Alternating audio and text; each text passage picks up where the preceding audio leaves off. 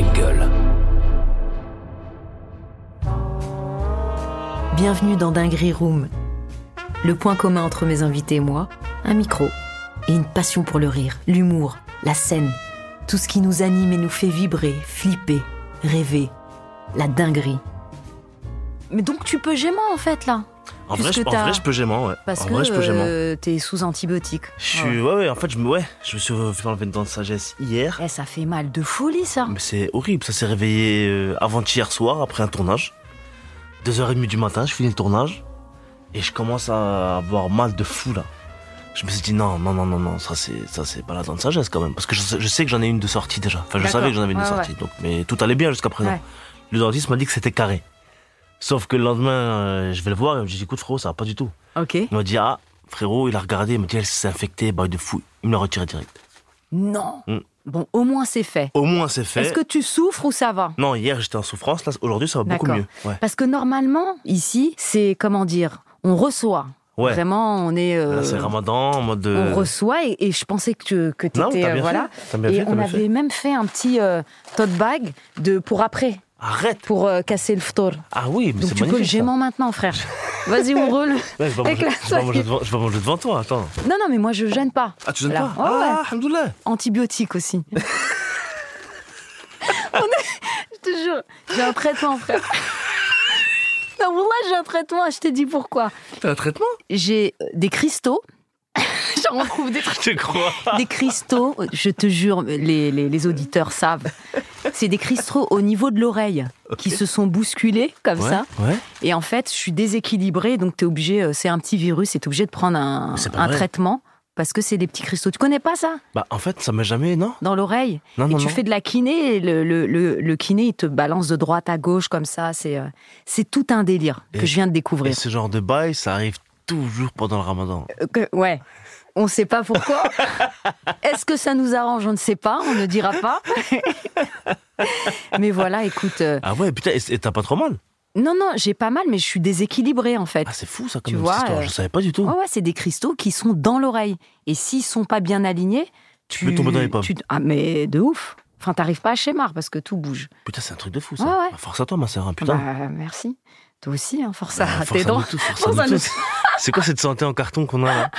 Et on commence à mourir, là, petit feu. Petit feu. Oh my God. Ah ouais, putain, merde. Tu veux de l'eau, quelque chose? Écoute, ouais. Ouais, bah t'inquiète, ça arrive.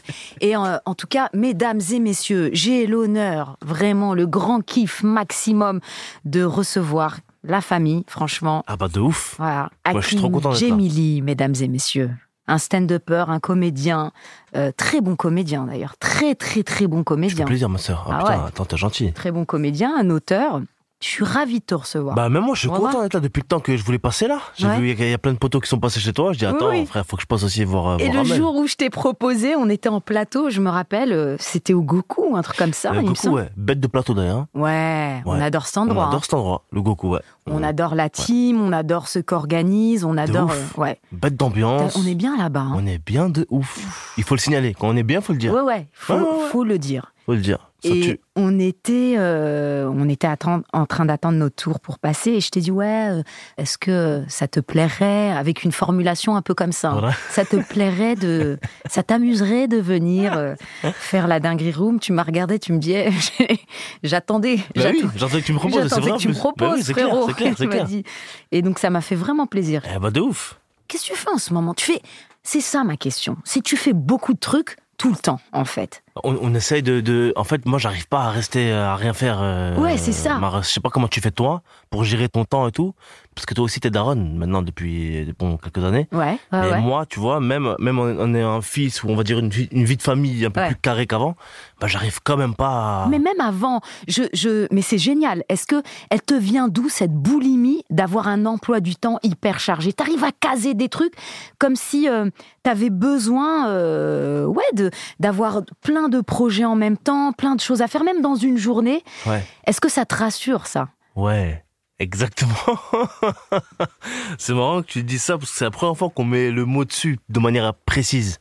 Déjà, ça me rassure, ça me fait vivre, moi, ça me fait du bien de ouf. Je peux pas avoir une seule chose à faire dans la journée parce que sinon j'ai l'impression de rien avoir foutu. J'ai l'impression d'avoir perdu mon temps. Je me sens pas bien. Je suis dépressif. Il faut que je fasse là les trucs pour que le soir je puisse me détendre concrètement. Tu vois? Et sinon, je sais pas, j'arrive pas, moi. Il faut toujours que j'ai des trucs à faire, il faut toujours que j'ai des trucs à écrire, il faut que la journée ait été productive. Ouais, il faut qu'il se passe des choses, il faut que ça avance. Alors parfois, c'est pas forcément ultra productif et c'est pas forcément ce qu'il y a de mieux, tu vois. Mais ça, avec le temps, je commence à comprendre. À organiser quand même un peu les choses. J'organise mon bordel, tu vois. Ouais. Et c'est vrai que t'as vu comment on s'occupe de Watt. C'est incroyable. Là, il y a Alix. Merci Alix. Il y a Clémence. Merci Clémence, vous êtes des tueuses. Et c'est vrai que j'ai l'impression que tu te sens vivant comme ça. Bah c'est exactement ça, je te jure, je me sens vivant de ouf. Moi, je sais pas, mais j'arriverais pas à passer une journée. Enfin, en fait, pour moi, tu sais, quand je pars en vacances, par exemple, eh ben, je suis triste au départ. Ah oui, il y en a plein comme ça. Il y a plein de stand-uppers comme ça d'ailleurs, c'est pour ça qu'on organise des, par exemple, Summer Tour, des trucs genre, on va quand on se va, mais en vrai. On travaille. En vrai, il se passe quelque chose. Et je te parle même pas d'argent. Hein. C'est même pas une histoire d'argent ou de faire du bif. C'est pas ça. C'est vraiment le bail d'occuper son esprit et d'essayer d'évoluer dans notre métier du mieux qu'on peut, tu vois. Tu avais fait le Summer Tour? Toi, tu faisais partie, voilà. Bien sûr, depuis le début. Et c'est des petites jauges, finalement. C'est pas des, Le Summer Tour? Ouais. Bien sûr. C'était pour. Bah là, on va faire des plus grosses jauges là, cet été-là. Ça cartonne, c'est génial. Il y a Ahmed Sparrow, Roman, Redouane Bougueraba. Voilà. Et Laurie Perret. Et voilà, c'est ça. Et ouais, c'est chambé. Ouais, depuis le début, on fonctionne comme ça. Après, il y a tous les potes qui viennent venir jouer si on est dans le coin et si qui sont dans le coin, tout le monde vient jouer. Je vous avais vu à Marseille, Ahmed m'avait proposé, bien sûr. Effectivement. Bien sûr, c'est bon délire. C'est quoi. le bon délire, bien c'est sûr. ouvert. C'est celui qui est là, il vient. Donc t'es piqué à ce point? Ah ouais, je te jure, je peux pas, Amel. Moi, il faut que je me réveille tôt, il faut que j'ai un truc de concret à faire, il faut que je rentre tard. Sinon, je peux pas. Après, là, je sais qu'il faut que je fasse un peu plus attention. J'ai ma femme, j'ai mon fils et tout, donc il faut que je sois un peu plus présent, tu vois. Mais bon. Et pourtant, t'es présent, parce que quand je te rencontre, la dernière fois que je t'ai rencontré au Goku, t'étais sous Ramadan. Ouais. T'avais 4 plateaux. Ouais. Et puis, plus tes vidéos que tu fais aussi, que tu nourris sur Instagram, t'as plein de choses à penser. Et t'es quand même à la Zomé après, avec femme et enfants et bien famille. Sûr. Bien sûr, mais t'es obligé. Moi, c'est mon équilibre. C'est comme ça que je le vois pour l'instant, en tout cas, tu vois. Et je me dis, tant que j'ai l'énergie, autant y aller, tu vois. Après, c'est une manière de fonctionner qui est un peu bizarre, c'est vrai. Parce que... même, on s'était vu une fois à Dubaï. Mais rapidement. C'est vrai qu'on s'est vu à Dubaï. J'ai l'impression de te voir souvent, mais 10-15 minutes max. Ouais. Parce qu'après, tu carabes, quoi. Tu t'en vas. Mais c'est vrai tu te vaisseau. J'ai cette impression avec toi aussi, c'est marrant. À Dubaï, où normalement... T'es posé? T'es posé, parce qu'en fait, il y a juste 2 spectacles à faire. Et c'est clair. Je t'ai vu 15 minutes. Et t'as réussi à faire un planning pour le désert, le truc, le machin et tout. Je vois Ahmed Sparrow, je fais, mais il est où? On avait rendez-vous dans le hall, on a eu le malheur d'arriver 5 minutes en retard. T'as dit, allez frérot, moi j'ai... faut que je taille. J'ai des rendez-vous. J'ai taillé. Non, mais moi, je sais pas. C'est ça, Hakim. Toi, t'es comme ça. Ouais, en vrai de vrai, Faut t'attraper. Faut m'attraper sur le moment. Mais je kiffe ce délire-là, tu vois. C'est comme ça que je me sens bien comme ça, moi, tu vois. Après, c'est pas pour autant que je suis quelqu'un de solitaire et tout. Hein. J'aime bien être en bande et tout, la preuve, tu vois.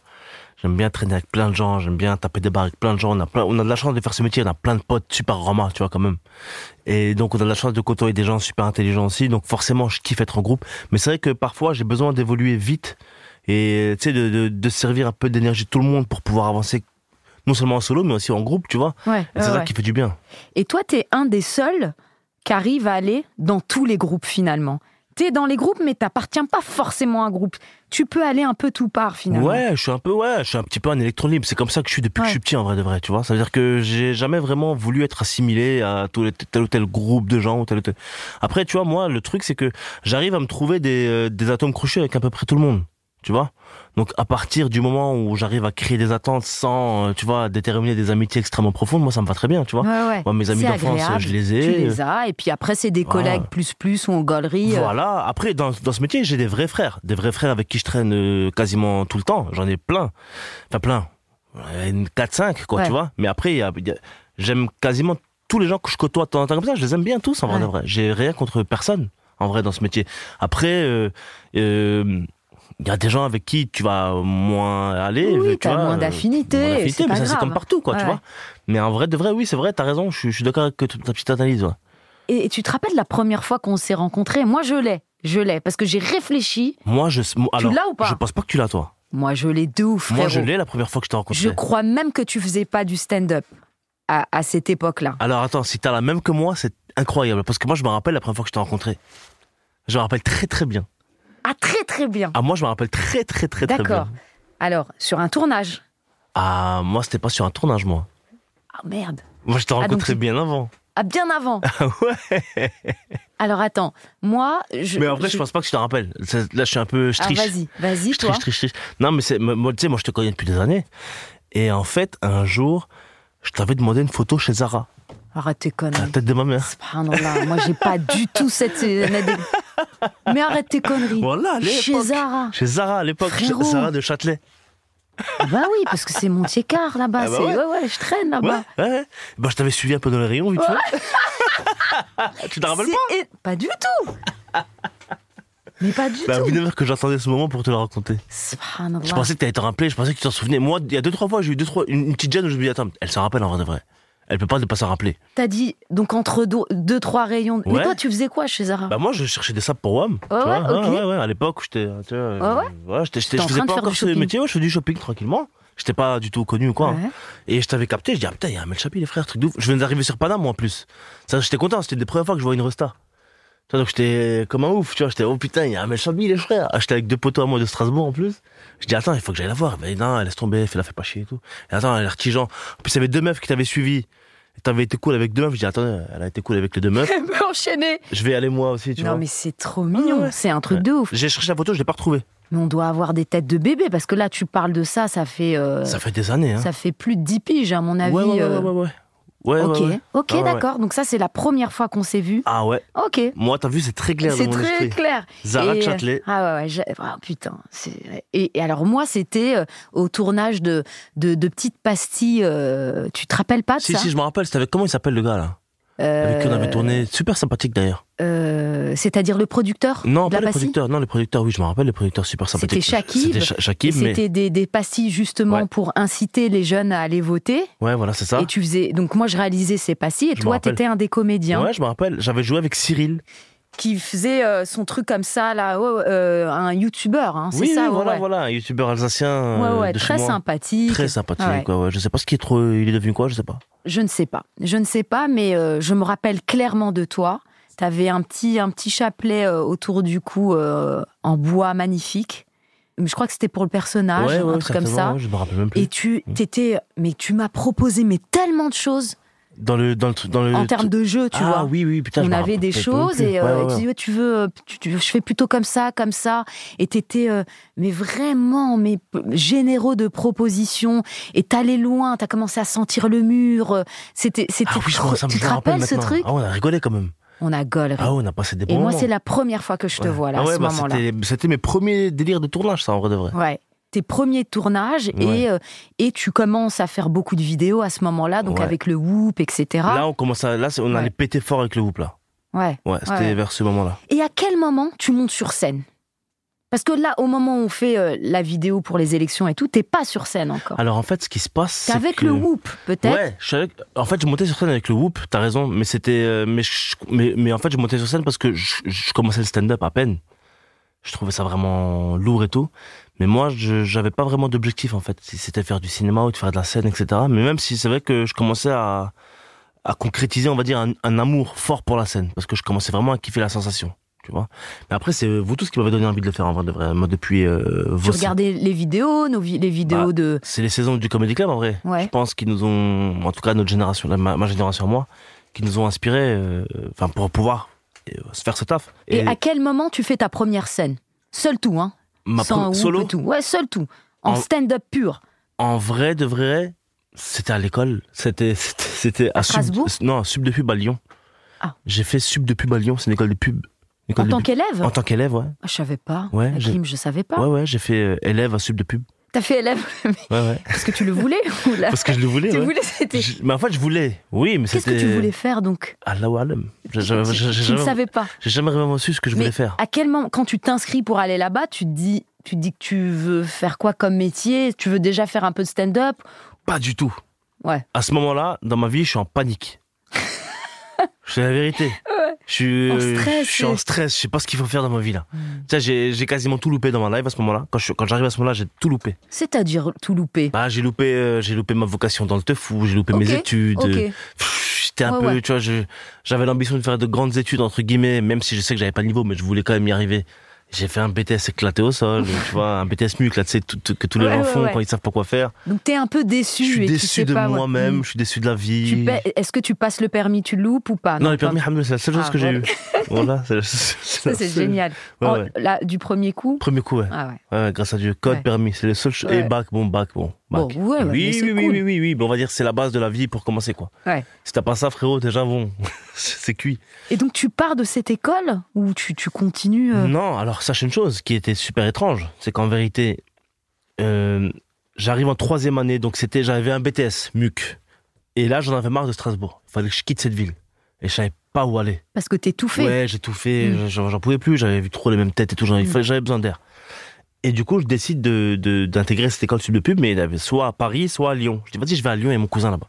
Ok. Je vais à Lyon. Ok. Je vais à Lyon. Là-bas, tu vois, je commence un petit peu à m'intéresser à la scène et tout, parce que en fait, il y avait ce qu'on appelle là-bas des... je sais plus comment ils appellent ça maintenant, mais en gros, chaque semaine dans cette école-là, tu devais passer sur scène et présenter un projet. Ah, comme un truc d'éloquence. Voilà, ouais, ok. voilà, tu vois. Et au début, je tremblais, j'étais super timide, tout, j'osais pas monter. Je tremblais de ouf. T'étais un timide alors? De ouf. Arrête tes conneries. Mais tu sais même pas. Hakim, t'es timide toi? Mais de ouf. Mais non. À cette époque-là, je tremblais. Tu peux demander à mes anciens camarades de classe, on s'en est reparlé avec certains, je tremblais quand j'étais sur scène. C'est une dinguerie. C'est génial. Comme quoi, dans la vie, tu peux évoluer de Ouais. ouf. Hein. Ça, les gens s'en rendent pas forcément compte. Donc mais c'est t'as vrai. travaillé sur toi là, Mais de pour faire ouf. ce que tu fais là Ah maintenant. ouais. Un travail, mais t'imagines même pas. Mais t'imagines même pas les patates que je me suis mises pour pouvoir passer ce step de pression, de peur là. À chaque fois que je montais sur scène et qu'il y avait ne serait-ce que 10 personnes devant moi, des élèves que je connaissais en plus, j'avais une boule au ventre, je perdais tous mes moyens, je tremblais, je transpirais, j'avais honte d'être là, j'avais peur, j'étais pas en confiance et je faisais que de la merde. Je loupais quasiment tous mes passages sur scène à cette école là, tu vois. Et à un moment donné, je dis, mais attends, en fait, Hakim, non, tu peux pas continuer comme ça, il faut que tu y ailles là, frérot. Et puis, à fur et à mesure, tu vois, j'ai commencé à prendre un peu plus confiance. Ils ont commencé aussi, mes élèves, mes camarades de classe à l'époque, à me faire un peu plus confiance. Et du coup, ça allait mieux. J'ai commencé à me lâcher un petit peu, je faisais des vannes. Avec l'humour, alors. Ouais, Tu avec t'es l'humour. détendu. Avec l'humour. Voilà. Donc, dans tes préparations, tes présentations de sujets Voilà. XY, t'as mis de l'humour et t'as eu des rires. Voilà, j'ai eu des rires. J'ai vu en fait des classes s'ambiancer. J'ai commencé à avoir des retours. Putain, Kim, c'est marrant ce que t'as fait aujourd'hui. Toi, tu devrais peut-être essayer. Ah ouais, là, tu kiffes? Ok, cap. Et c'est comme ça que c'est arrivé en fait. Ensuite, je me suis dit, bon, je vais faire mon master quand même. Sauf qu'il y avait plus de place, je me suis inscrit trop tard. Pour aller à Paris. Il y avait un master 1 que je voulais absolument faire pour aller à Paris, tu vois. Et ça m'intéressait, c'était pour travailler dans une agence de com, tu vois, genre publiciste et tout. Et je trouvais ça intéressant parce que donner des idées. En fait, moi, mon taf, c'était à ce moment-là de donner des idées pour promouvoir des marques. C'est un peu ce qu'on fait aujourd'hui, en vrai, tu vois. Ok. Et donc, ça m'avait toujours intéressé, l'écriture artistique un peu, tu vois. Donc, ces études, ça t'aide un peu pour là, maintenant? Ouais. Oui, ça m'a aidé, bien sûr. Ça m'a aidé, tu sais, au niveau des angles, au niveau du marketing et tout, tu sais, pour vendre un peu son image aussi, tu vois, c'est important, on n'en parle pas forcément. C'est génial, je savais pas, Hakim, tout ça. Bah ouais, je te jure. Bah ouais, j'en parle jamais de ça. Ouais, c'est la première fois que j'en parle, je pense. Et donc forcément, ça m'a aidé. Donc, ouais, mais cette école-là, elle m'a aidé non seulement à me mettre moi aussi en avant aujourd'hui. Et à être créatif. Être créatif, ouais, ça m'a poussé à... Organiser Bien sûr, ça m'a poussé à sortir plein de choses. Et puis, le sort a voulu que je sois pas pris en 4e année, parce qu'il y avait plus de place, que je m'étais inscrit trop tard. Du coup, il fallait que j'attende 1 an. Mais moi, il était hors de question que je fasse rien pendant 1 an. Comme je t'avais expliqué, je pouvais pas rester comme ça sans rien faire. Du coup, j'ai décidé de faire les cours Florent. C'est à ce moment-là que j'ai fait les cours Florent. une école de théâtre, d'accord. J'ai fait 1 an. Les cours Florent. Voilà. Et donc après, les cours Florent, j'ai arrêté parce qu'après le Whoop, ça a commencé à marcher. Ok, t'as commencé à travailler en fait. Ouais, en fait, j'ai commencé à bosser. Voilà, tout simplement. Et ta vraie scène à Paris, seul tout? Alors, un vrai stand-up, seul tout? Au Paname. Au Paname, 5 minutes? Ouais, c'était au Paname, 5 minutes, ouais. C'était à l'époque, je me rappelle, Karim Kachour, qui m'a dit... qu'on embrasse très fort. Karim, c'est la famille. Ouais. Qui me dit, ouais, écoute, il faut que tu fasses du stand-up, toi. parce que tu parlais avec lui quand tu prenais un verre et il a vu que t'étais rama. En fait, non, il m'avait déjà vu sur scène en impro parce que je faisais de l'improvisation, moi. Je faisais un peu Oh, de théâtre d'accord. d'impro, tu vois. Ouais. Mais il m'a dit, toi, il faut pas que tu fasses ça, faut que tu viennes faire du stand-up. Et je me rappelle qu'au départ, quand je commençais, il m'avait directement mis dans le groupe d'efforts. Tu sais, à l'époque, il y avait un groupe au Paname qui était, tu sais, le We Love Comedy. Je sais pas si ça te dit quelque chose. Bien sûr, le C'était We Love tous les, Comedy. c'était tous les lundis soirs à l'époque, et c'était le gros plateau du Paname. Ouais. Et il m'a mis sur ce plateau, Karim, à l'époque. Et moi, je venais de démarrer, quoi. Et donc, Mais ça t'a peut-être aidé alors. bah, ça m'a aidé Parce de ouf. ça t'a tiré vers le haut. Ouais, mais j'étais pas très bon. Hein. Ouais, Mais c'est normal. j'ai compris où Ouais. il fallait aller pour avoir un bon niveau, quoi, tu vois. Et donc, tu vois, c'est Karim qui m'a mis le pied à l'étrier là-bas au Paname, mais c'est là-bas que j'ai fait mon premier sein, quoi. Ouais, et puis c'est ta zombie là-bas. Enfin, ça a été ta zombie. Le Paname, ouais. Oh, ouais. Ah oui, bien sûr. Ouais, ça, ouais. ça a été ma zombie pendant de longues années. C'est là-bas que j'ai. Où c'est t'as là-bas que pris j'ai- confiance, etc. Ouais, c'est là-bas que j'ai appris le stand-up, en vrai. Et à quel moment t'arrives à trouver ta personnalité, la personnalité que t'as là? Ouais. Parce que je sais pas hein, pour toi, mais c'est vrai que au début, on se cherche un petit peu. De ouf. On se dit, on va être un peu comme ci, un peu comme ça. On va peut-être même pas copier, mais se dire, on va pas être nous-mêmes vraiment. Ouais, finalement. c'est vrai ce que tu dis, bien sûr. Et à quel moment tu le trouves? Est-ce que c'est quelqu'un qui te donne le déclic? Est-ce que ça s'est fait par hasard? Par exemple, Jimo, ça s'est fait par hasard. Ouais. Redouane Bougueraba, pour moi, ça s'est fait il y a pas longtemps. Ouais. Et pour moi, c'est Roman Fressinet qui l'a aidé à être totalement lui-même, tu vois. Ouais, c'est vrai. Alors Redouane, moi, pour le coup, Redouane, que je connais très très bien aussi, ça fait depuis des années. Hein. Mais Redouane, il a toujours été ça, comme. Mais dans la vie, Ouais, dans la vie. et un mais peu moins sur scène. un peu moins sur scène, c'est vrai, Ouais. tu vois. Mais c'est vrai que, en fait, c'est. Ouais, À c'est. quel moment, en tout cas pour toi, tu te trouves toi, finalement? C'était. Je me rappelle en plus de la période. Hein. Je me rappelle de la période parce qu'il y a une période où c'est vrai que j'ai trouvé le truc qui me faisait gaulerie. Je me rappelle, j'étais avec ma pote Fatna. Je sais pas si tu connais Fatna. C'était une pote à nous qui traînait souvent en Paname. Et qui a été serveuse là-bas, qui est maintenant maquilleuse, qui défonce tout d'ailleurs. Fatna, gros big up à Fatna. Et moi, j'étais avec Fatna, et Fatna, je sais pas, j'ai commencé à lui faire des blagues un peu absurdes et tout, tu vois. Elle disait super, ça va, toi, je me foutais un peu de sa gueule, quoi, tu vois. Elle tapait des barres. Je dis, attends, Fatna, je vais tenter une vidéo comme ça, là. Ça me fait gaulerie de faire ça. Comme ça, Ouais, comme ça. au Paname. Au Paname, ouais, une après-midi, on était solo, comme ça, tu vois. Mais est-ce que ce que tu as fait à Fatna, c'est quelque chose que tu faisais à tes amis Même ou pas, dans même la pas. vie? Même pas. Donc, est-ce que c'est Watt ou est-ce que c'est un perso? Non, au départ, c'était un perso. C'est un perso, Au départ, ouais. c'était un perso. Ouais. C'était un perso de teubé. Ouais. Et ensuite, au fur et à mesure du temps, j'ai réussi à le relier à ce que moi. À ce que tu es, à ce ouais, que ouais. je suis vraiment, quoi, tu vois. Et donc, le super excellent, les gimmicks que tu trouves et que tu mets dans tes vidéos ou même Mhm. sur scène, ça vient de là un peu. Ouais, ça vient de là un peu, ouais, bien sûr, bien sûr. Mais après, et après, tu sais, mon côté un peu, tu sais, je m'en bats un peu les reins, quoi. Oui. C'est ça, pour le coup, ça, c'est ma personnalité depuis que je suis petit parce que, tu sais, je fais pas vraiment attention à comment je me sape. Tu vois. Eh ben, moi, j'adore comment tu t'habilles. Ouais, et je ouais. me suis toujours dit que c'était faussement négligé. Ouais, et bah. Parce que finalement, parce que en fait, c'est tellement les couleurs, les machins qu'on se dit, en fait, peut-être que t'es tellement pointu, sharp, tu vois, t'es tellement hype que nous on comprend pas. Bah voilà que vous avez bien compris. Hein. Vous avez bien compris, c'est complètement éclaté. Non, mais non, en vrai, moi je prends ce qui est propre, Amel. Non, je peux pas te croire. Voilà que c'est vrai. Il y a un truc de fashion, je trouve là-dedans, En fait, non, ce que je fais, je t'avoue que je choisis mes pièces. que t'aimes bien, Oui. qui sont jolies. Ouais, je choisis des pièces que j'aime bien. Donc j'y vais de temps en temps, tu sais, j'ai quelques fripes en scred. Quelqu'un qui va dans une friperie, pour moi, c'est quelqu'un qui a beaucoup de goût Ah bah vestimentaire. tu fais plaisir. Bah, Oui. bien sûr. Ah oui, non, mais oui. Parce que c'est quelqu'un qui choisit des trucs, justement, qui va pas dans les grandes enseignes et il a son style à lui, quoi. Parce Bah, moi, c'est que ce que je fais, je m'habille que là-bas. en friperie. Ouais, je m'habille qu'en fripe. Toutes mes sapes, tu vois, sauf les joggings et tout, bah, j'achète tout en fripe. Moi, j'adore ça. Ah bah je trouve que c'est ce qu'il y a de mieux. Ah, je suis d'accord avec toi. Par contre, et t'y vas, pourquoi? Avant, t'y allais parce que pour le goût ou parce que c'était pas rush? Ah non, j'y vais vraiment pour le goût. Ouais. Ah, pour moi, c'est ce que je kiffe le plus. Ah ouais. Comme on dirait, on parle de quick. Là. Non, mais moi, je trouve que t'as une vraie. Je trouve que. Dans le stand-up, il faut une vraie identité. Là, ça a filé aux fiches. Vous voulez? Le filet du quick, il est très très bon. Comparé à celui du McDo, si je peux me permettre, je préfère celui du quick. On a le droit de citer les marques? Ouais. Burger King éclaté, filet au fish. Ouais. Éclaté, mais au sol. Comparatif, sec. Ah, sec, il est sec. Dangereux même pour... Dangereux pour la glotte. Ouais. Ça peut faire une deuxième pomme d'Adam. Si vraiment t'avales mal. Non, on a fait un comparatif des fiches, mais c'est très important.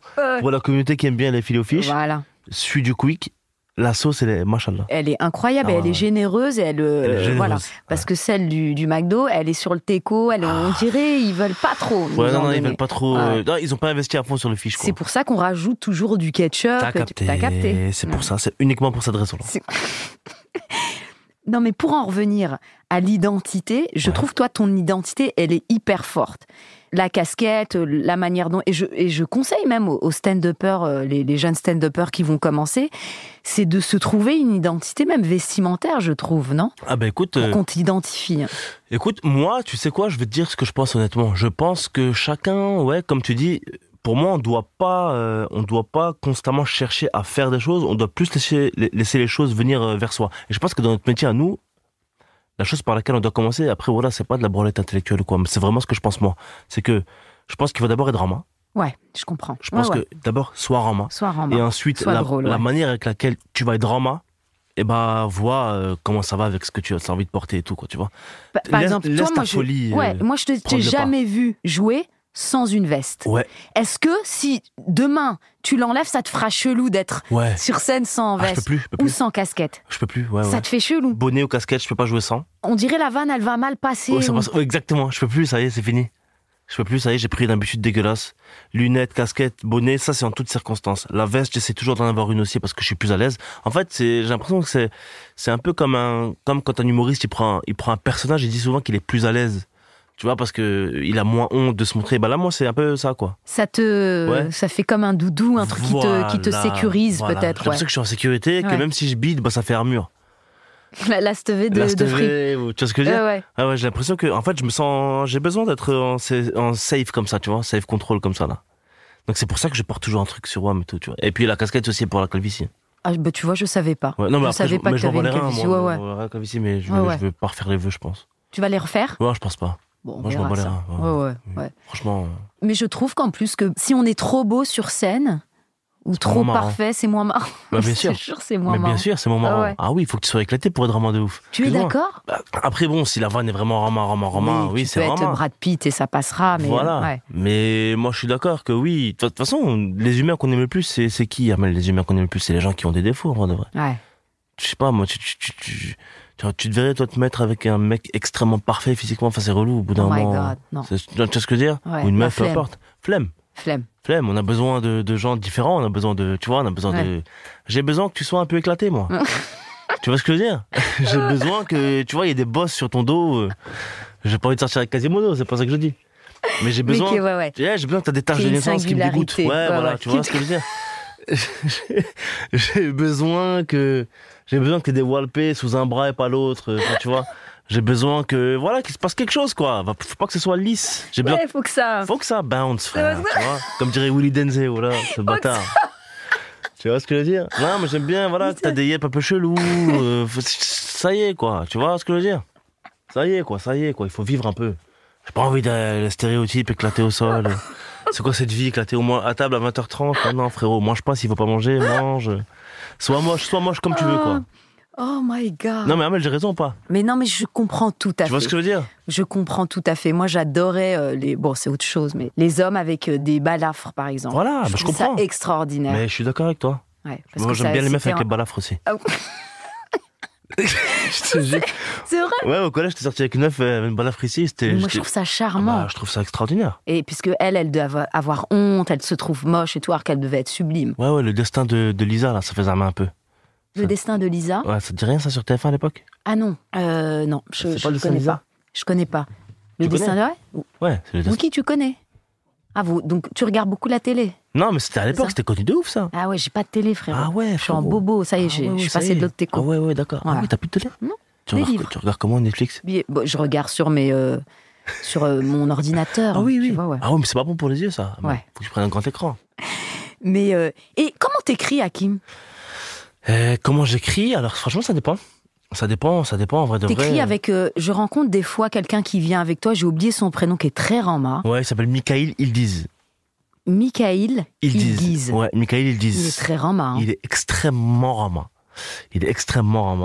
Quelle chance d'avoir un gars marrant comme ça. Ouais. Je l'ai rencontré 2 fois. Ouais. Il est génial. Et il est marrant sans forcer. Hein. Moi je t'ai dit, c'est un des mecs les plus ramas que je connaisse. Mais tu l'as trouvé où? D'avant ou c'est... Non, en fait, si tu veux, déjà on vient du même coin. Moi je viens d'Alsace, lui il vient de Belfort, il est juste à côté, tu vois. Donc on avait déjà pas mal de gens en commun, déjà depuis des années, tu vois. Mais on se connaissait pas. Et ce qui est rama, c'est qu'en fait, c'est la vie qui a bien fait les choses. C'est via un pote à nous, qu'on a en commun, qui s'appelle Saïd, qui est un putain d'acteur derrière, Saïd, là, qui joue Malik Ousekine, là, derrière. Et pour la série Disney. C'est un comédien. Ouais, Saïd, ouais. Okay. Saïd, c'est le rôle, c'est le mec qui joue Malik Ousekine. Ok. Et Saïd, donc moi je connaissais, je sais même plus tout d'ailleurs, je connaissais Saïd. Et lui aussi, il connaissait Saïd. Et un jour, Saïd nous a croisés comme ça, tu vois. Et depuis, on s'est jamais chez là, en fait. Et vous écrivez ensemble? On écrit ensemble. C'est super. Il est sur tous mes trucs. Je le mets sur tous mes trucs. En toutes circonstances. Et il apporte vraiment quelque chose, ouais. Ah, pour moi, en termes de vannes, tu vois. Après, il y a d'autres gens avec qui j'écris. J'écris aussi, tu vois, il y a Redouane, Roman, Mehdi aussi, Yousfi. Ouais. Michael, en fait, on a cette bande-là. Une bande, voilà. Comme, comme avec Jason, Ahmed, on s'appelle. Dès qu'on a un truc important, on réunit tous nos cerveaux et on... Ouais. J'aime bien travailler comme ça, c'est super bien. Mais c'est génial, moi, mais même avec Ahmed, j'ai écrit plein, il y a plein de vidéos que j'ai faites où c'est Ahmed qui me donnait plein de vannes et tout. Ouais. Il est bon, Ahmed Sparrow. Il est extraordinaire, Ahmed, c'est la famille. En plus, Ahmed, ça fait des années qu'on se connaît, pour moi, c'est un des plus forts aussi, tu vois. Ouais. Mais je suis content, tu vois, même entre guillemets, les gens qu'on côtoie, tu vois, c'est des gens qui ont un bon avis, ce sont des gens qui sont drôles, ce sont des gens sur qui tu peux compter, c'est des gens sur qui tu es sûr d'avoir un avis franc, limpide et concret. Ce qui est rare dans ce métier quand même, tu vois. Ils sont bienveillants. Tu vois, et ça fait du bien. C'est-à-dire qu'avec eux, tu peux proposer une idée éclatée. Ouais. Et ils te upgradent un peu cette idée. Et surtout, c'est des gens très, très intelligents. Ah, bien sûr. Ah oui, mais surtout Ahmed Sparrow. Avec eux. Ah ouais, putain. Ahmed Sparrow, attention. Même politiquement, tout ça, c'est hyper... Très tu ramènes une idée, il te la... Non, c'est super. Ouais. Ahmed, il est très doué. Et avec ton co-auteur, généralement, comment vous écrivez? Vous voyez, vous discutez? Il vient te voir souvent pour... Ouais, il vient me voir, quand il est là, il vient me voir, évidemment. Et ou alors, j'enregistre, je lui envoie. Ouais. Ou alors lui, il enregistre, après on réécoute, après il me propose 2-3 trucs, tu vois. Pour essayer d'améliorer encore plus. Après, il y a un autre gars aussi avec qui on écrit, c'est le régisseur aussi du Sarfati, Jamal. Oui. Jamal aussi, qui sait, lui, ça fait des années qu'il est dans le métier, donc lui, il a un peu plus l'œil que nous, quoi, tu vois, donc il peut nous faire aussi des retours intéressants. Non, mais franchement, on a de la chance, on est bien entouré. La vérité, c'est ça, moi, dont j'avais peur au départ. Quand tu commences le métier, même avant le stand-up, je veux dire, des fois, tu tombes sur des gens où, tu sais, tu te dis peut-être que ça va durer, est-ce que ça va pas durer.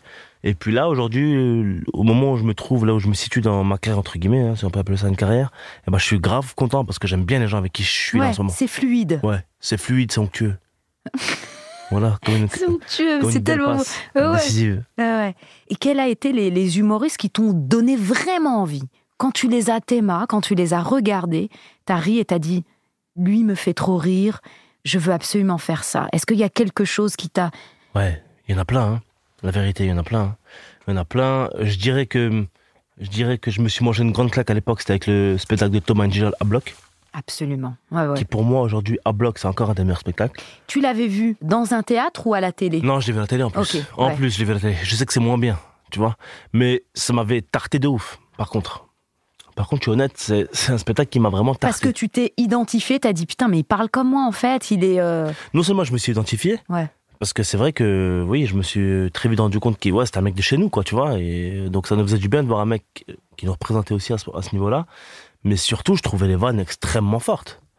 Alors ça fait longtemps que je l'ai pas vu, je sais pas si ça a mal vieilli ou non, mais je l'ai vu quand même de 3 piges et je trouvais ça toujours aussi fort. Ouais, je pense que c'est encore bien. C'est au niveau, tu vois, Thomas de ouf. Donc il y a eu Thomas, évidemment. Après, Jamel Debbouze, ça, on n'en parle pas, tout le monde le sait, mais c'est la référence pour tout le monde. Je pense que c'est pas une surprise. T'as aussi Eric et Ramsey, dans le Whoop, on s'est beaucoup inspiré d'eux, tu vois.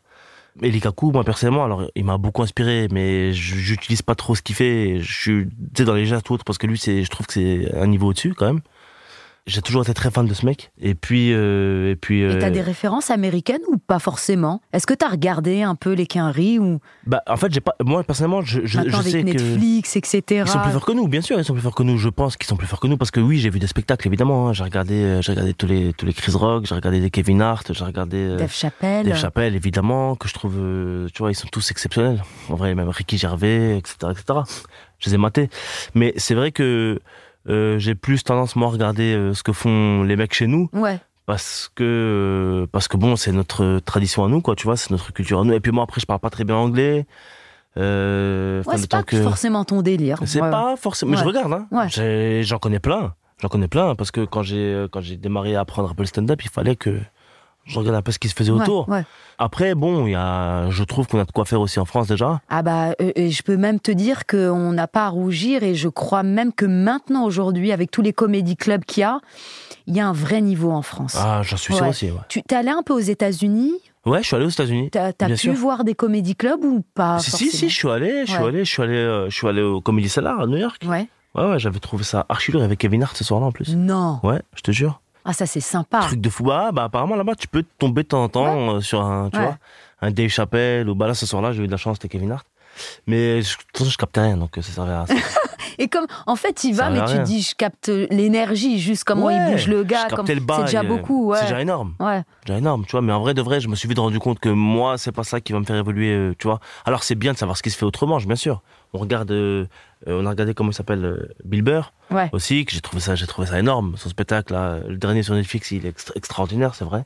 C'est une merveille, cet enfoiré, il est trop, trop fort. Mais après, bon, eux, ils ont une manière de faire des vannes. Nous, on pourrait pas encore faire la même chose maintenant. Parce que si on disait la moitié de ce qu'ils disent là maintenant, on irait presque en prison, nous. Ah ouais, tu crois? Bah ouais. Mais je suis désolé, mais le spectacle de Bill Burr, si un humoriste français qui le joue en France, il va se prendre des hashtags partout. Bah oui. Il va se prendre des hashtags partout. Ou bien il va se faire boycott, il fera plus jamais rien, enfin pendant longtemps, quoi, tu vois. Et le fait, toi, de faire des vidéos sur Instagram, est-ce que c'est ça qui te remplit les salles?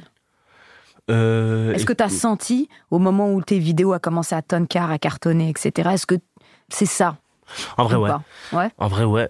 Donc, est-ce que les neugeux, les jeunes, putain, je parle à l'envers, pardon, oh là là là là. Les jeunes, les jeunes, est-ce que un jeune stand-upper ou un stand-upper, tu lui conseillerais d'avoir une visibilité sur les réseaux? Est-ce que maintenant, on peut plus passer outre ça pour remplir les salles? Ah bah, je suis persuadé que oui, malheureusement. Ouais. Mais il y a des étapes à surtout pas négliger, tu vois. La première étape, comme je le dis, ça je le répète toujours, c'est d'être d'abord marrant. Il faut d'abord être marrant sur scène. Sur scène ou dans les vidéos, mais d'abord sur scène. Pour moi, c'est primordial d'apprendre à être marrant devant des gens, devant un public. Pour moi, c'est un exercice. Faut pas faire l'inverse, en fait, c'est ça le mieux. Pour moi, hein, parce que faire les vidéos sur Instagram t'aidera à remplir tes salles. Mais si tu cartonnes sur Instagram et t'as pas de spectacle derrière, c'est dommage. C'est dommage. Bah, c'est dommage, bien sûr. Bien sûr, c'est dommage. Mais surtout, après, il faut pas faire des vidéos pour être connu. Si maintenant, toi, tu kiffes. Après, je pense qu'aujourd'hui, malheureusement, il y a beaucoup de gens qui font des vidéos ou autres pour les mauvaises raisons, tu vois. Et d'ailleurs, ça se ressent parce pour être famous. Bah ouais. Pour être connu. Ouais, pour être connu, pour buzzer un petit peu, je trouve ça un peu dommage. Et ça se ressent. On taira les noms évidemment, mais ça se ressent, ça se voit, quoi, tu vois. Et il y a des gens qui jouent avec l'algorithme parce qu'ils savent faire, ils sont intelligents, ils savent quel hashtag mettre pour que les vidéos remontent et tout. Mais ça se voit au bout d'un moment, quoi, frérot. Tu vois ce que je veux dire? C'est pas méchant, évidemment. Chacun fait ce qu'il veut. Je juge personne, en vrai. Parce que toi, tu les fais pas tout le temps. C'est quand il y a un sujet qui me tient à cœur, et bah, tu réagis. En revanche, évidemment que tu as travaillé pour encadrer tout ça, c'est-à-dire un gimmick de début, un gimmick de fin. Ouais, pour c'est ça. Salut la France, j'adore ça et ça. Exactement. Mais comme ça, on identifie le truc, c'est bien cadré, c'est peu pro. Ouais. Et après ton coup de gueule. Ouais. Et voilà. Et après, classe, ouais, voilà, je m'arrête là. Mais au moins, tu vois, c'est travaillé, mais en même temps, ça vient d'un... Ouais. Ouais, t'es vraiment indigné. En rang, ouais. Bah, en fait, c'est comme ce qu'on fait tous les jours, Amel, en vrai. T'essaies de faire passer des messages, parfois... Il y a des trucs qu'on pourrait dire au premier degré, mais c'est nul, donc on le dit en rigolant, quoi, tu vois. Il y a plein de sujets énervants quand on parle du voile ou quand on parle... Et t'es très engagé, hein. Je sais que t'es très sensible à tout ça et que tu cherches... Là, j'ai vu entre les deux tours, les élections, t'as pris ton micro, t'es allé dans la rue, t'as cherché un truc marrant, mais pour éveiller un peu... Ouais, parce que là, ça fait, je sais pas... Je sais pas, moi je trouve que c'est toujours intéressant de participer aux débats sociétaux, quoi, tu vois. C'est toujours intéressant, c'est toujours prenant, mais putain, des fois t'as l'impression qu'il faut faire en sorte qu'on serve à quelque chose quand même, tu vois. Parce que des fois on est là, tu vois. On fait rire, mais tu te sens.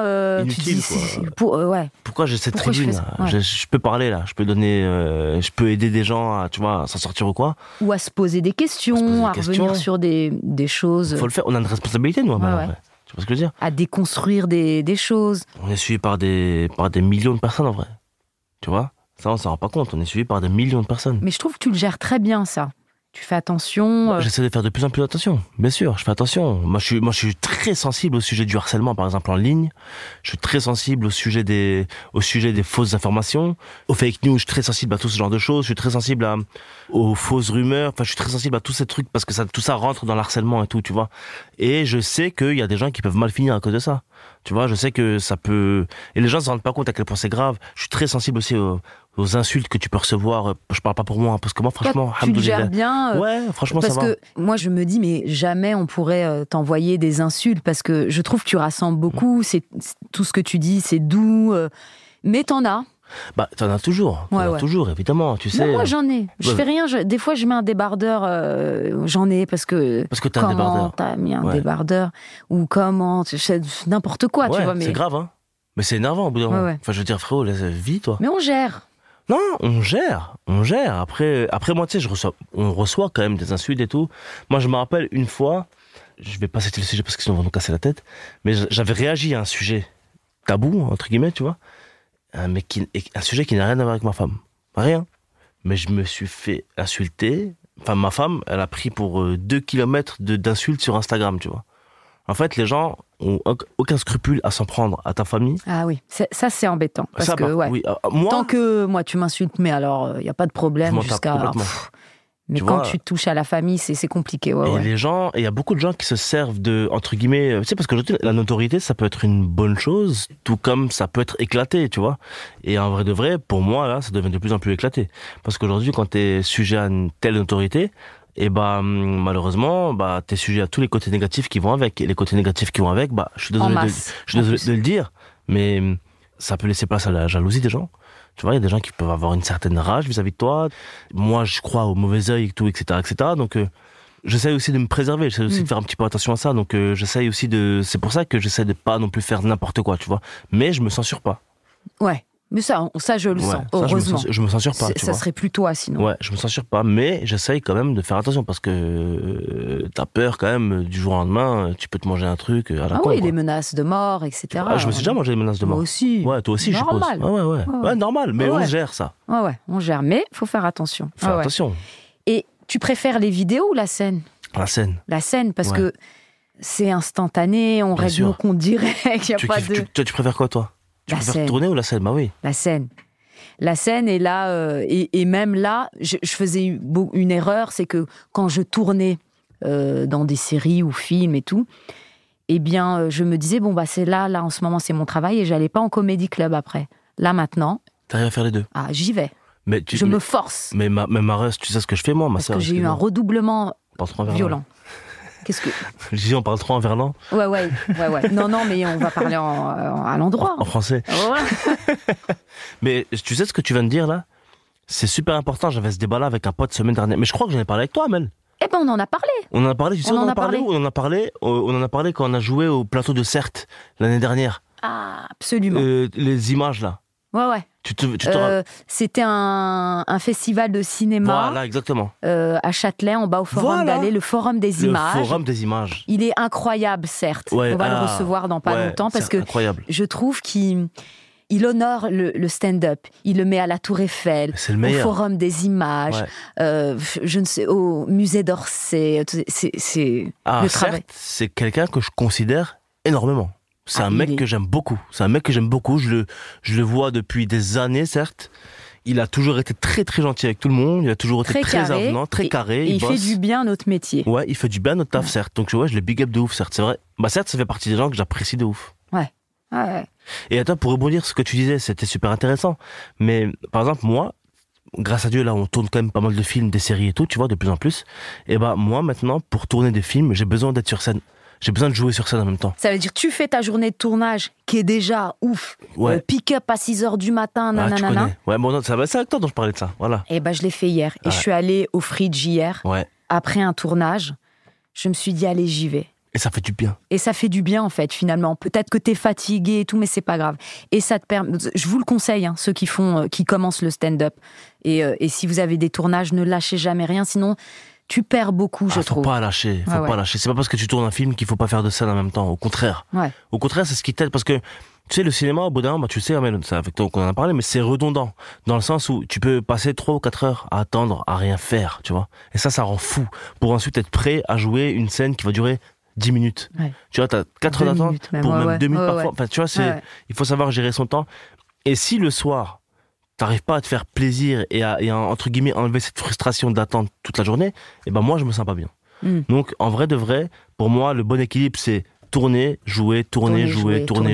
Et c'est notre travail, c'est comme ça. Même si on est fatigué. Bien sûr. Ouais. Et quelle a été la plus grande dinguerie que t'as vécue sur scène?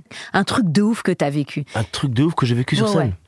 Un truc dont tu te souviens, un truc de ouf. Je sais pas si c'est l'Olympia que t'as fait. C'est la première fois? C'est la première fois que je faisais l'Olympia en solo. Ouais. C'est chambé, ça. C'est comme le bac, quoi. Et tu sais quoi, je vais te dire une chose. C'est pas forcément ça. Si, c'est ça. C'est ça? C'est ça. Et Dieu sait que j'en ai vécu des trucs de ouf sur scène. Bah ouais. Mais cet Olympia-là, particulièrement parce que, je vais te dire, pourquoi c'était chelou. Parce que, bon, il y a des détails que je vais pas te donner. Ouais. Mais on va dire qu'il y avait tout un tas de circonstances qui étaient déjà un peu compliquées pour moi par rapport à ce spectacle. On n'entrera pas dans les détails, tu vois. Ok, de production, de machin, c'était compliqué. Ouais, c'était un peu compliqué. Il y a des hauts débats souvent. C'est comme tout le monde, quoi, tu vois. Mais ce jour-là, t'arrives au bout et tu dis bon, on va le faire. Ouais, j'étais super content de faire l'Olympia. Quoi qu'il arrive, j'étais dans un état, tu vois, je me dis bon, écoute, là, je suis content parce que j'honore un peu ce que je dois aux gens. Je suis content parce que je vais faire une salle incroyable. En plus, c'est moi qui avais demandé, on me l'a accordé de la faire cette salle, donc j'étais super heureux de la faire. Et ma belle-maman venait de décéder la veille. C'est pas vrai. Ouais. Ah ouais. Tu vois, donc la veille, elle décède de... Ok, d'accord. Tu vois, donc là, je me retrouve dans un truc où je peux pas... où en fait, je sais que je vais devoir... Sachant que ma belle-maman, c'était comme ma maman, tu vois.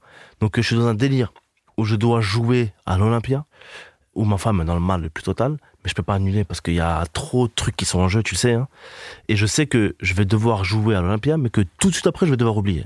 Parce que on partait justement après... Oui, après, pour les obsèques, etc. Ouais. Donc, et en même temps...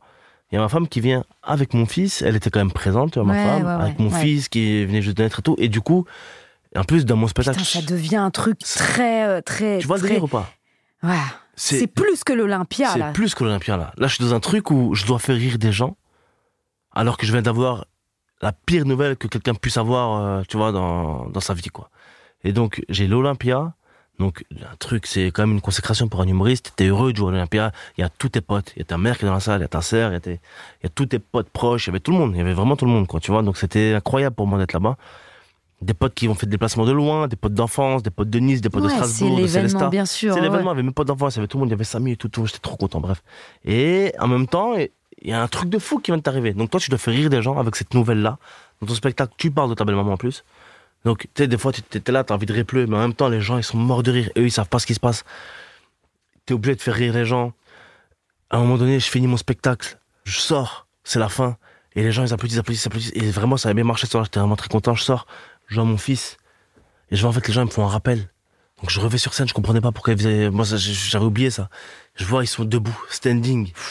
Comme tout l'Olympia debout, standing. J'étais en mode, waouh, qu'est-ce qui se passe? Un truc de fou. Je ressors, je prends mon fils. Parce que j'avais besoin de le prendre avec moi. Je dis, vas-y, c'est quoi? Je suis rentré sur scène avec mon fils. C'est pas vrai. Ouais, j'ai pris mon fils de même pas un an à ce moment-là, ouais. Je rentre, ouais, il avait pas un an, il avait encore 11 mois. Je rentre, là, les gens, ils pètent un câble quand même à mon fils. Mon fils capte pas ce qui se passe. Il recrie encore. Moi, je le sors tout de suite parce que j'avais peur que j'en prenne des photos. Je le remets là-bas. Et puis, il reste longtemps debout, les gens, ils crient pendant longtemps. Là, je ressors et là, après, burn-out un petit peu. Ah bah ouais. Bah ouais, parce que je vois ma femme qui en pleure, en même temps elle est contente pour moi, en même temps... C'est ouf, c'est une vraie dinguerie. Ça, c'est une vraie dinguerie. C'est des boules d'émotions dans tous les sens. Quoi. Ouais, franchement, ouais, j'ai jamais ressenti un truc aussi hardcore de toute ma vie. Je savais pas si je devais être heureux en même temps, super triste en même temps, les deux en même temps. C'était trop. C'était une soirée très, très étrange. Ah, ouais. Et qui restera gravée à vie. À vie, parce que je sais pas si j'ai. En fait, je sais pas si j'ai kiffé cette soirée, mais je sais que ce sera celle que je vais retenir en tout cas. En tout cas, c'est quelque chose qui compte, quoi, qui est ancré. Ah, ça c'est sûr et certain. Ouais. Et une dinguerie chelou qui t'est arrivée, un truc un peu inattendu, un truc. Un imprévu sur scène, un truc peut-être en bas, un truc... il y a toujours il nous arrive toujours des trucs, un mec rebou, un machin, un truc... On en a eu plein, tu sais, avec le Whoop au début, quand on a commencé, on faisait des grosses scènes et tout, évidemment. Et on a eu pas mal d'invasions de scènes. Ça veut dire quoi? Pendant qu'on jouait, des gens le public qui entrait pour nous prendre dans les bras. Ah oui, d'accord. Comme des boys bands, quoi, tu vois. Après, les walls apart, on était frères, c'était incroyable. Des soutifs et tout. Mais vous aviez du succès auprès des filles? Écoute, moi pas de ouf, mais apparemment, globalement, certains, dans le groupe, ouais. C'est rigolo. C'était un truc de fou. C'était un truc de fou, ouais. On avait ça, des gens qui essayaient de nous toucher et tout, donc des gardes du corps qui rentraient pour les empêcher de nous toucher. On a eu sur scène, on a eu plein de trucs comme ça, quoi. On a eu des fous rires aussi, on était 7. Ah ouais, des bars. On a eu des grosses barres incroyables, tu vois, des oublis de textes qui ont duré très longtemps. Ça, c'est des vrais souvenirs. Ah, putain, avec le Whoop, c'est mes plus beaux souvenirs de scène de toute ma life. Et ça vous donne envie de le refaire ou pas? Ou c'est des beaux souvenirs, comme nous, le Jamel Comedy Club, saison 1, c'est des très beaux souvenirs, mais qu'on ne refera pas forcément. Donc, quoi qu'Yacine Bellous a réussi à nous réunir, on était très heureux de se retrouver, mais est-ce qu'une date comme ça, vous pourriez vous réunir sur scène ou pas? Moi, je dirais oui tout de suite. Ouais, ok. Bien sûr, moi, c'est avec grand plaisir. Bien sûr. Après, il faudrait demander à tout le monde, tu vois. Ouais. Moi, je sais que pour moi, il n'y aurait aucun problème, bien sûr. Je t'ai dit, moi, le Whoop, c'est ce qui m'a fait, entre guillemets, péter. Et puis, c'est ce qui t'a fait péter, t'as fait tes dents sur cette scène-là, finalement. T'as eu 2 vies de scène, donc la première avec le Whoop et celle de Seul Tout en ce moment. Exactement, ouais. Et qui t'a beaucoup aidé. Le Whoop, ça m'a mis le pied à l'étrier dans tout. Moi, Et c'était le seul. Je leur dois tout. Seul qui a fait du stand-up. Le reste, ils sont restés sur les vidéos, mais ils n'ont pas continué la scène. Écoute, si, Malcolm The World, il fait de la scène, toujours là, il joue au Paname, etc. Ah bon? Ouais, bien sûr. Ah, tu vois, je savais pas. Hugo, il est en train de... Hugo, tout seul, il doit avoir une vingtaine de minutes, là. Ah, tu vois, parce que je les vois pas. Ouais, c'est ça, Je les vois pas dans les... Il joue que dans des... Tu vois, il joue que au Paname, quasiment. Ah, il joue qu'au Paname, c'est pour ça. C'est pour ça, on les voit pas forcément. Okay. Et puis Jérémy là, qui va commencer à jouer un petit peu partout, là. Jérémy, ça fait depuis des années. Et Youssoupha Diaby aussi, qui continue le stand-up aussi. Sauf que lui... Youssoupha, mais évidemment. Ouais, Youssoupha aussi, qui continue le stand-up. As a joke. The Joke, voilà. Ouais, il est super. Yous, c'est mon ref. C'est le petit frère. Yous, c'est mon ref depuis des années, Yous. Et il avait intégré le Jamel Comedy Club avec nous. Je me rappelle, il était saison 2 ou saison 3 Saison 2, je crois. Ouais. Et il était mineur. Ouais, je sais, je me rappelle. Il était mineur, il restait avec nous, c'était trop mignon. Il avait fait le sketch extraterrestre, là, je crois, il me semble. Absolument, ouais. Je me rappelle de tout ça. On suivait à mort, nous, à l'époque. C'est pour ça que ça m'a fait bizarre aussi à l'époque, quand on a proposé à Yous d'intégrer notre troupe et qu'il a accepté. Tu vois, parce que moi, à l'époque, Yous, moi, je connaissais ses sketchs par cœur, et de me retrouver avec lui, jouer ensemble et tout. Moi, j'étais comme parce que tu sais, moi, dans le Whoop, à l'époque, j'étais le seul qui avait jamais rien fait. D'accord, Ils avaient tous fait quelque chose, en fait, tu vois. Ils avaient tous fait Yvick et Mr V, Hugo, c'était déjà des stars d'internet à l'époque, c'était des restats de ouf. Et toi, t'avais pas encore fait de vidéo? Non, j'avais rien fait. Tu vois, c'est marrant. Comme là, les vidéos cartonnent et tout, on se dit, il fait ça depuis toujours. Ouais, j'avais jamais rien fait. Ouais. J'ai commencé en 2014, quoi, c'est ça, quoi. Ok. Ouais, ça fait pas si longtemps que ça, en vrai. Ouais. Oh, tu t'en sors plutôt bien, hein. Franchement, comme je dis tout le temps, c'est grâce à Dieu. Ouais, ça, c'est ce que j'essaie de mettre en exergue de plus en plus. En tout cas, moi, je le dis, c'est pas un truc dont j'ai honte. Ouais. C'est pas un truc dont j'ai peur. Moi, je dis que c'est grâce à Dieu. Et il te le rend bien. Hein. Inch'Allah, qui continue. Et t'aimes bien les surprises ou pas? Les surprises, bien sûr. Ah ouais? Ouais, et t'aimes bien faire des surprises? J'aime bien faire... alors, faire des surprises, non. J'aime pas de ouf parce que j'ai peur que la personne ne soit pas contente de ce que je fais. D'accord, ok. Tu vois, ma femme, des fois, je lui fais pour son anniversaire, quoi. Ouais. Mais... Et tu trompes souvent? Oh, tout le temps. Ouais, tout le temps. Je suis éclaté au sol. Hop. Surprise. Ouais. Vas-y, arrache. J'ouvre. Arrache tout, ouvre. Dis-nous ce que tu découvres. Alors, faut que je parle au micro. Déjà, j'aime beaucoup l'emballage. J'aimerais bien trouver cet emballage-là, mais en veste. Ah oui, ouais. Mais c'est vrai que c'est dans la lignée de ce que tu aimes. C'est mortel. Oh, un t-shirt super. Voilà. Putain, c'est mortel, ça. Ouais. Comme ça, je kiffe de ouf. J'ai envie de le mettre tout de suite, mais bon, je vais pas mettre torse nu dans la sacoche. Parce que c'est là, mon corps, en ce moment, là. Je dirais une échalote. Une échalote. Voilà, une échalote. C'est mignon. T'as déjà vu une échalote? Bah, c'est mignon, mais. C'est pas sexy. Ouais, c'est pas Voilà, sexy du tout. Et tu fais pas de sport alors? Si, mais ça fait longtemps, là. Il faut que je reprenne. Ça fait 2 ans, ouais. Il faut que je reprenne. J'ai dit au hasard, mais. J'ai la flemme. J'ai jaugé. Ouais. J'ai jaugé le reco, je me suis dit ça devrait. La jauge est très juste. Et bah, ça me fait trop plaisir, ça. Le t-shirt super. C'est dommage, j'ai même pas de caméra à montrer. Tu prends une petite photo, frérot? Tu peux ouvrir le deuxième. Le deuxième. Et le troisième, même. Là, que ce soit peu pro. Je vais t'ouvrir ça. Un troisième t-shirt super. Voilà. Un deuxième, un deuxième. Blanc. Magnifique. Putain, voilà. Ça c'est beau, ça. Ah, tu m'as refait tout l'été, là. Bon. Je peux les garder? Bah oui. Ah, c'était cadeau. Magnifique. Ah, ça c'est pas un t-shirt. Non, il serait un peu dur. Ce serait un t-shirt un peu dur. Et le t-shirt, c'est un détournement du logo suprême. T'as capté? Ouais, hein? j'ai capté. Ça ok, défonce. voilà. Ça défonce de ouf. Ouais. Ça te défonce de ouf. Ah, bah là, vous avez assuré. Magnifique, ça. Tu sais qu'est-ce que c'est? Bah ça, c'est mon stade préféré. Ah bah tu sais, voilà. Ouais. Ça, c'est mon stade préféré, mon frère. Ça, c'est mon club de cœur, ça. Qui est? Qui est le PSG. Mais je suis extrêmement déçu. J'ai la haine quand je vois ça un peu, frère. Pourquoi? Parce que cette année, ils nous ont... Oui, mais bon, tu t'es un vrai supporter, tu les kiffes. Ouais, non, mais enfin, j'ai la haine. C'est trop méchant de dire ça. Parce que bon... Parce que l'échec est permis à tout le monde. Bah oui, quand même. Et je suis content de voir ce stade. Moi, ça me fait des frissons parce que j'aime trop aller au parc. Ouais. Tu vois ce que je veux dire? J'étais déjà allé au parc. Bah bien sûr. C'est kiffant. C'est un délire. Et pourtant, je suis pas fan de foot, mais quand t'y vas, t'es totalement cueilli. T'es cueilli par l'ambiance. Ah mais c'est ouf. C'est qu'il est quand même beau le stade en vrai.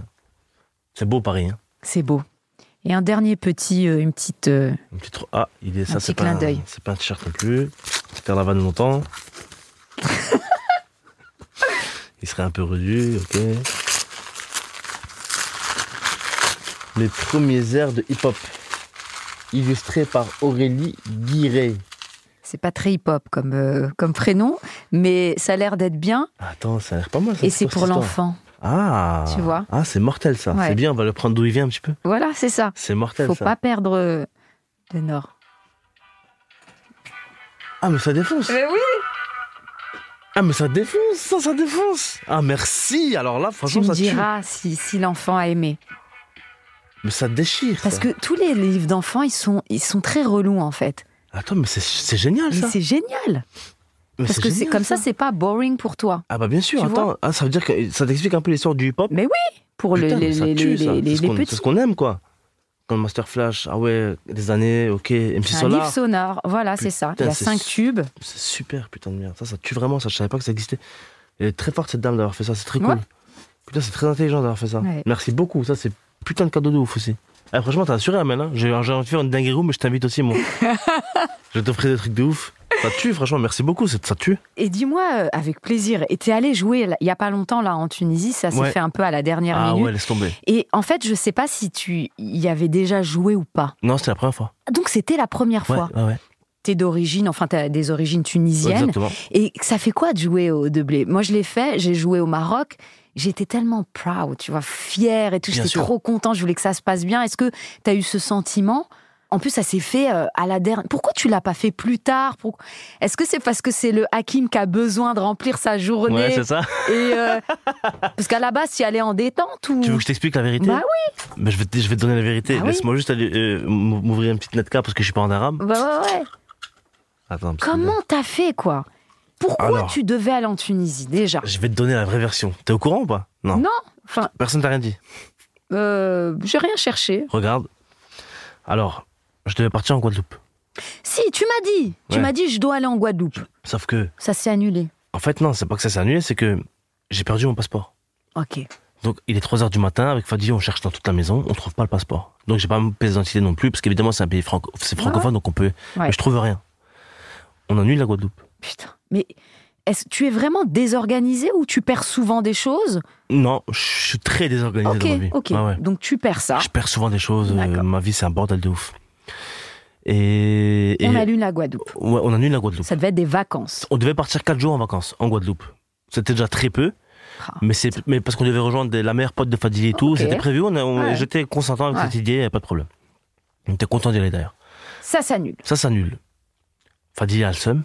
Bah oui. Parce qu'elle met un plan à sa meilleure pote et tout, tu vois, c'est compliqué, elle a vraiment la haine sur moi, tu vois. Elle se faisait une joie d'y aller. Voilà, moi je m'excuse aussi auprès de sa pote, je m'excuse auprès de tout le monde, bref, je suis très confus. Ouais. Mais bon, à la râle, c'est comme ça. Ouais.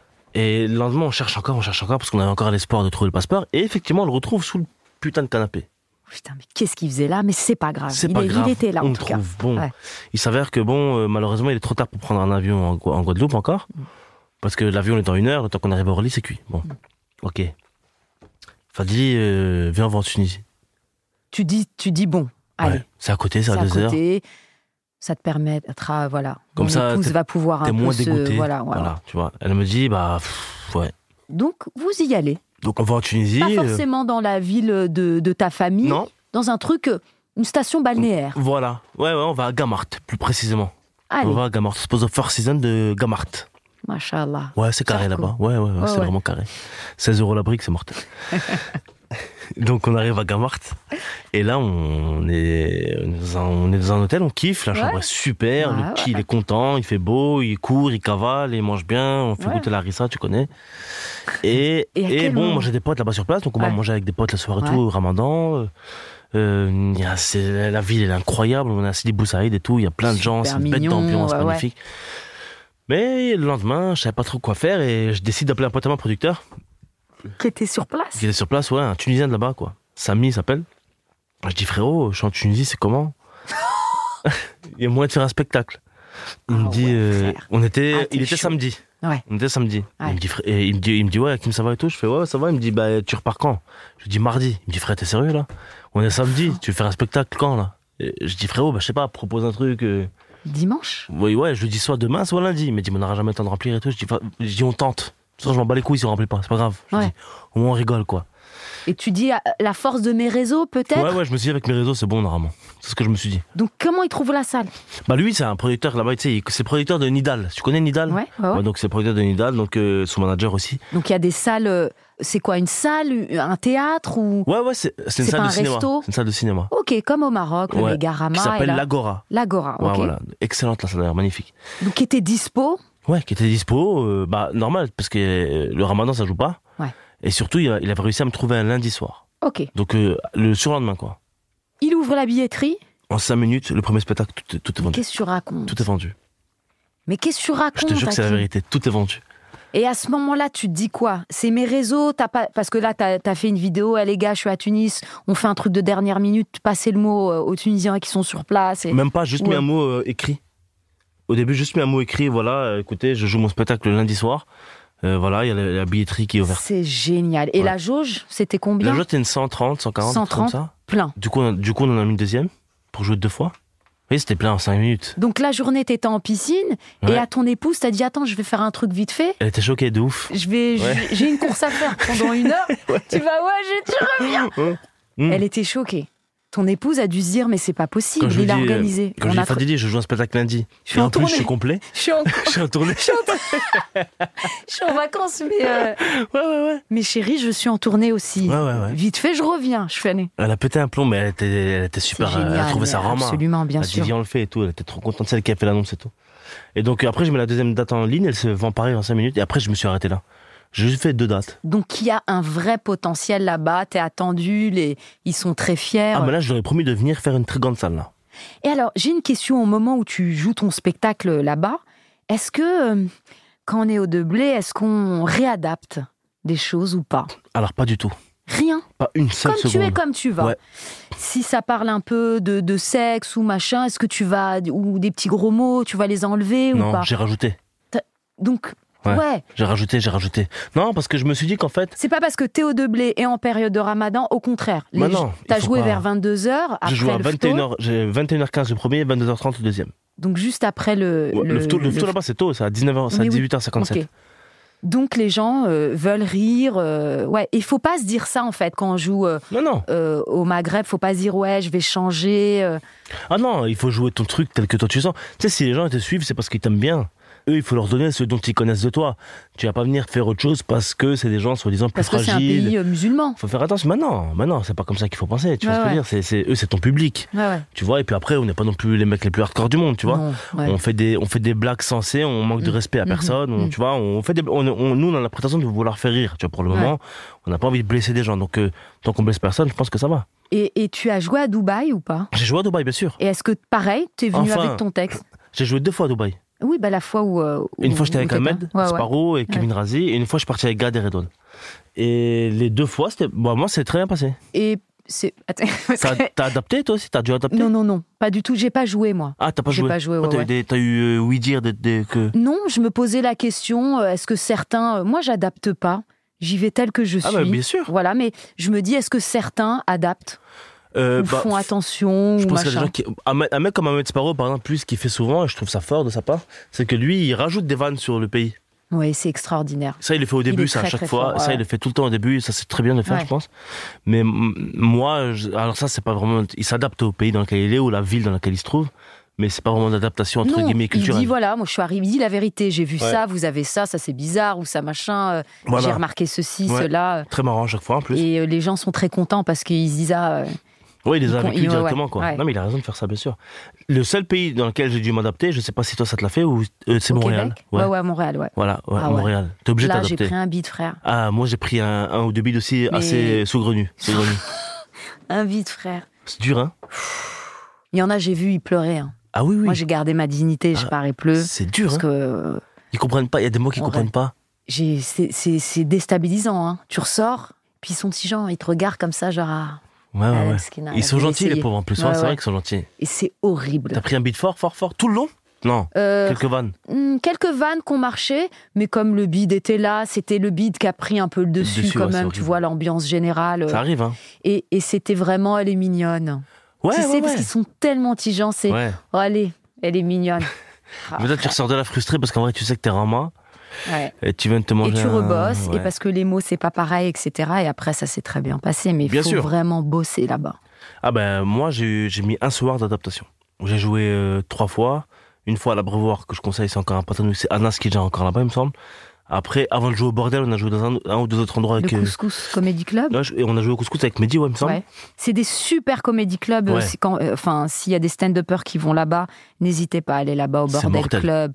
Le Bordel, l'Abreuvoir. L'Abreuvoir. Le Couscous, il y a plein d'endroits mortels. Et comme c'est en plus c'est pas très loin des États-Unis, il y a une vraie culture stand-up, c'est chiant, mais... Ah, ils sont super chauds là-bas, les mecs. Hein. Ou les meufs d'ailleurs, putain, tout le monde est très chaud là-bas. Je trouve qu'il y a Comment s'appelle, j'ai oublié, avec les Locks, il joue au Sarfati souvent quand il vient. Eddie King. Oui, bien sûr, Eddie King, qui est super. Extraordinaire, Eddie King, bien sûr.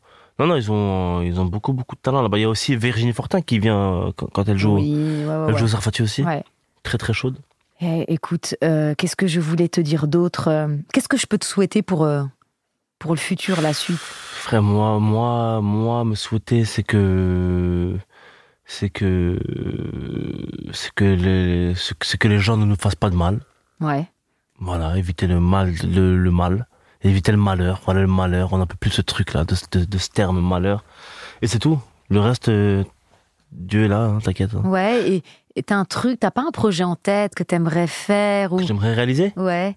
Un projet, c'est-à-dire humanitaire, un projet quoi dans le taf? Je sais pas, faire même des sculptures, quelque chose qui donne envie, j'en sais rien, et que tu dis ça, j'ai pas encore fait. Bah écoute, moi il y a plein de trucs, en vrai il y a tellement de choses, j'aimerais bien vendre des tableaux. T'as fait un kebab? Ouais, c'est vrai. Tu l'as fait, j'ai ouvert. T'as lancé. J'ai lancé un kebab, là je le monte cette année là. Vraiment? Ouais. Tu vas le concrétiser? Ouais, à la rentrée, Inch'Allah, tout va bien. C'est extraordinaire.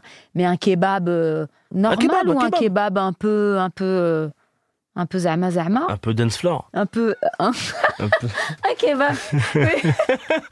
Un peu. Non, kebab de bois. Un kebab comme je connais les kebabs ou un kebab quand même avec une belle typo? Non, un kebab comme tu connais. Comme que je connais. Ouais. Celui-là que tu connais. Celui que je connais, voilà, ni ton plus enfance. ni moins. Ouais, voilà. Ouais. Pas revisiter un peu hype. Ah non. Oh non, au contraire. Je me bats contre ça. C'est intéressant. Je me bats contre. C'était ça l'objet de ma vidéo. Ça, c'était intéressant. C'est ça que je trouvais trop grave. C'est aujourd'hui de trouver des kebabs dans lesquels il y a de la grenade dedans. Après, on va s'embrouiller. Tu mets du soja. de l'avocat. De l'avocat. Cousin, Ne dénature pas les trucs. dénature pas les trucs. Ça, c'est... Mais l'appelle pas kebab. Voilà, sandwich éclaté, appelle-le. À la grenade. À la grenade, sandwich à la grenade.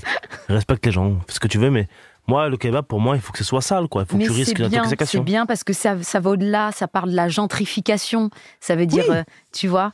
Bien sûr, la gentrification, c'est super intéressant, ça aussi. Ben oui, ça veut dire que si la grenade arrive, c'est que le kebab, il le pousse. Ouais, il le pousse vers la sortie. Ouais. Non, mais la grenade, c'est très bon, cela dit, avec le couscous. Mais bien sûr. Mais pas dans du pain. Excuse-moi. Attends, la grenade dans du couscous. Ouais. Ah. Le masfouf, tu connais pas? Ah, les ziintes. Ah ouais. Ah, les ziintes.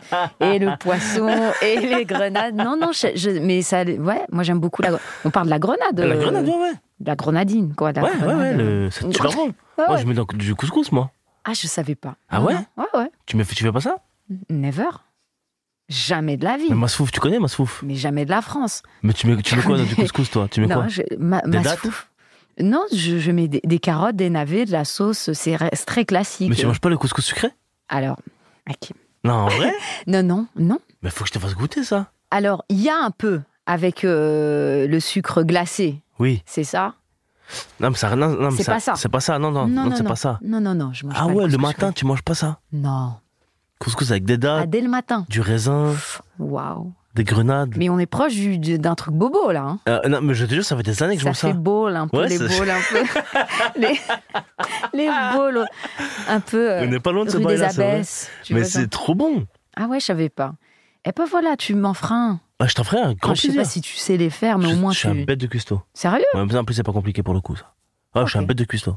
Ok. Ah ouais, je me suis entraîné tout de fou. Depuis... Le confinement? Non, depuis mon mariage. Ah ouais? Ouais. Ça doit faire 6 ans, maintenant je suis chaud quand même. Et c'est quelque chose qui te calme? Ça me fait du bien de ouf, c'est le seul moment où qui me... T'es focus sur une carotte, un navet? Ouais, j'aime bien couper. Voilà, j'adore couper, frère. Ça fait du bien de couper, ça fait du bien de ouf. Et j'aime bien quand... En fait, je suis expert en la charba de ouf. Waouh. Ah ouais, la charba, c'est mon dada, frère.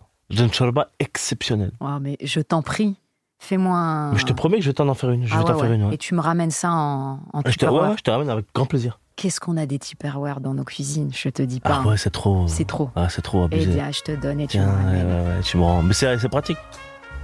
Bah voilà, on a bien discuté, là. Mais c'était un plaisir, Amel, putain. C'était un kiff. C'était un kiff de fou. Eh ben merci, Hakim. Merci à toi, Amel, c'était un plaisir. Merci beaucoup. Bah merci beaucoup. Merci de nous avoir écoutés. C'était Hakim Djimili et Amel Chabi.